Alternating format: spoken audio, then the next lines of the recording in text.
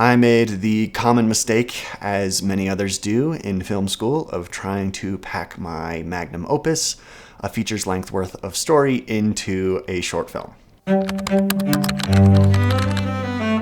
I came up with the idea for this video because I was reading a digital artist book that I picked up at Barnes & Noble. He's one of my favorite digital artists, and he talked about his story and how once he started perfecting his craft, he really started focusing more on the stories within his paintings rather than just the technical aspects. This gave me the idea of what kind of story could I tell with the least amount of time or shots. And it kind of just got me down this rabbit hole of efficient filmmaking and why is short form in any sort of art or storytelling important and what is it good for? Short form storytelling, I think a lot like the shooting range, to where you get to practice and hone your craft. Most of us have big ambitions for longer stories that we'd like to tell, but it's a really good way of getting better so that you know that you can actually deliver when the time comes. For the sake of this episode, I kind of want to talk about any form of story that can be told in under 5 minutes. The most obvious is photography or still frames, paintings, anything that is one single image that conveys an entire story. This can be consumed in really anywhere from 1 second to 10 hours, but it's one of the oldest forms of storytelling, and I figure we just give it the homage. There are single sentence stories, so like the thumbnail of this video. These are pretty much the most efficient way that you can tell a story. There's the obvious, which is going to be my favorite, which is short films, because I'm a filmmaker.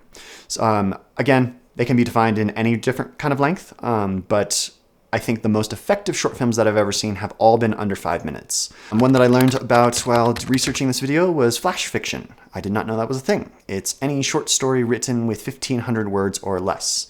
I have a good friend who oftentimes will document some of his life stories and write them really beautifully into little pieces of flash fiction. There are fables and parables. These are stories designed specifically to teach a lesson. I also want to include a subcategory of this, which is called a koan, which is a Buddhist or Zen form of storytelling designed to essentially break your brain and cause you to stop thinking.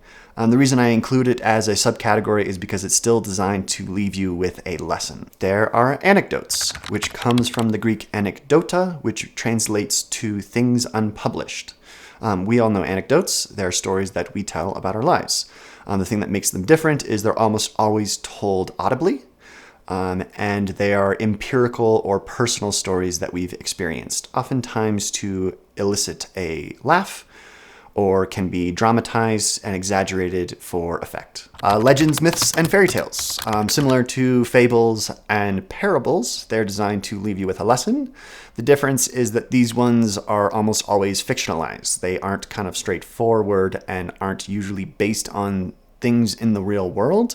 It's more exaggerated to get the message across. There's also poetry, but I won't talk much about poetry because I don't particularly love writing it or reading it, and so I will be a bad voice for that form of storytelling.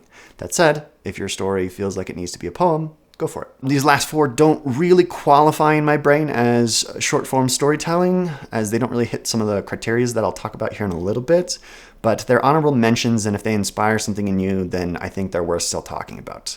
And the first of which is trailers. Trailers are a really fun format.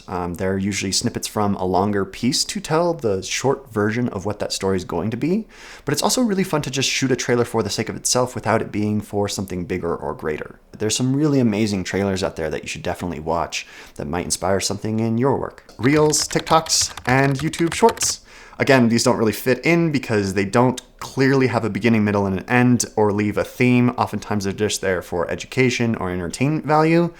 That said, it's a really useful format to train yourself to shoot something vertical and see, can you leave an audience with something in the period of time that you're allotted. Commercials.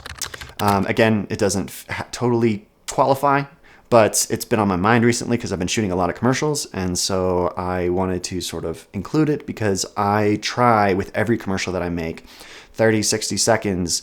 How do you have a character and tell an entire fleshed out story in that allotted amount of time? It's a really fun challenge, and people like Ridley Scott built their careers on directing commercials and before they ended up switching to long form narrative. And then I'd be remiss not to talk about music a little bit.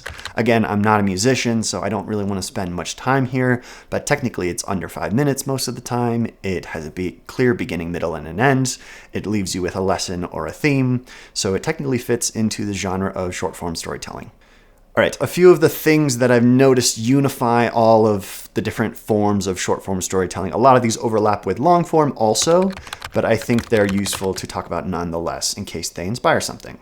They all have a clear beginning, middle, and an end.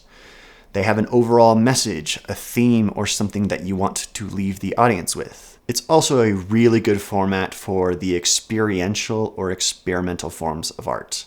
What's that thing that's been grinding at your heart and your soul that you've been wanting to tell for so long?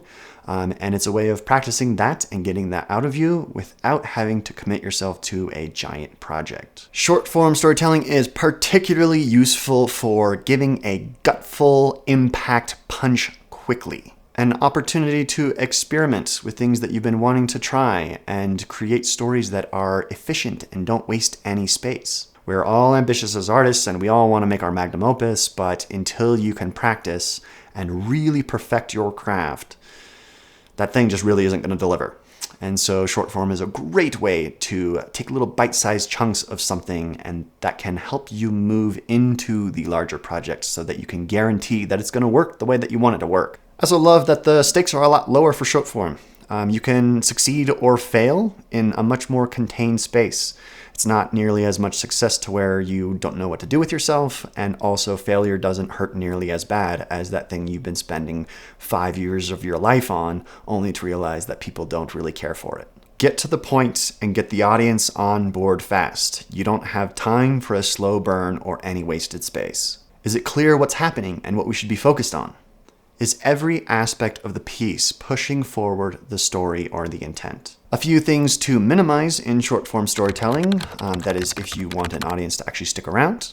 Character studies. The amount of times I've seen short films trying to explore a really complex issue that just cannot be captured in those 5 minutes hurts me. World building, though you do want to establish the world and make sure that it feels like there's something bigger outside of the story that you're telling, you don't have time to sort of dilly-dally in the mythos and the world of the story that you're telling. And then tonal pieces. Though some short form can be a tonal piece, I wouldn't consider it short form storytelling because there's not really a story.